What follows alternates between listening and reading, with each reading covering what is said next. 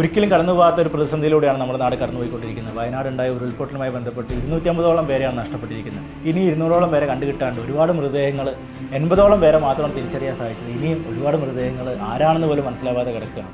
ഉറ്റവരെ തേടി ഒരുപാട് പേര് ഇപ്പോഴും ആ ദുരന്തമുഖത്തിലേക്ക് വന്നുകൊണ്ടിരിക്കുകയാണ്. അവരുടെ ബന്ധുക്കളും അല്ലെങ്കിൽ അവിടെ ഉണ്ടായിരുന്ന ആളുകളും തനിക്ക് നഷ്ടപ്പെട്ട വീട് നോക്കാനും അല്ലെങ്കിൽ അവിടുത്തെ സാഹചര്യം നോക്കാനും വേണ്ടി. അപ്പോൾ ആ സമയത്ത് അവരുടെ അടുത്ത് പോയി മാധ്യമങ്ങൾ ഈ ക്യാമറയും മയക്കും കൊണ്ട് ചെന്ന് ചോദിക്കുന്നതൊക്കെ വളരെ മോശമായ കാര്യമാണ്. അപ്പോൾ ഇന്ന് തന്നെ ഞാൻ കണ്ടു ഒരു വ്യക്തി പറയുന്നത്, ഞാനിതൊന്നും ചെയ്തോട്ടെ, നിങ്ങൾ ഈ ചർച്ച ഒന്ന് അവസാനിപ്പിക്കുകയും മനസ്സിലായില്ല. അപ്പോൾ അവർ അതിന് നിങ്ങൾ പുറത്തു നിന്ന് റിപ്പോർട്ട് ചെയ്യും, നിങ്ങൾ കാണുന്ന കാര്യങ്ങൾ നിങ്ങൾ പറയൂ. നിങ്ങളിങ്ങനെ അവരുടെ ഈ ദുരന്തം അനുഭവിക്കുന്ന ആളുകളുടെ മുമ്പിലേക്ക് ക്യാമറയും കൊണ്ട് ചെല്ലരുത്. അതുപോലെ തന്നെ സൈന്യത്തിനെ ഇന്നലെ ഞാൻ കണ്ട റിപ്പോർട്ടറിൽ സൈന്യത്തെ ഞാൻ ഒന്ന് വിളിച്ചു നോക്കട്ടെ. സൈന്യത്തിൻ്റെ മേധാവിയെ കിട്ടി.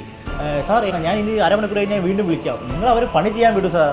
നിങ്ങൾ അവരിങ്ങനെ വിളിച്ചുകൊണ്ടിരുന്നാൽ എങ്ങനെ ശരിയാവും? ഈ നാട്ടിൽ 7-8 മെയിൻ സ്ട്രീം മീഡിയ ഉണ്ട്. നിങ്ങൾ മാറി മാറി ഇങ്ങനെ ഈ പ്രധാനപ്പെട്ട വ്യക്തികൾ വിളിച്ചുകൊണ്ടിരുന്ന അവർക്ക് അവരുടെ പണി ചെയ്യാൻ എങ്ങനെയാണ് സാധിക്കുക?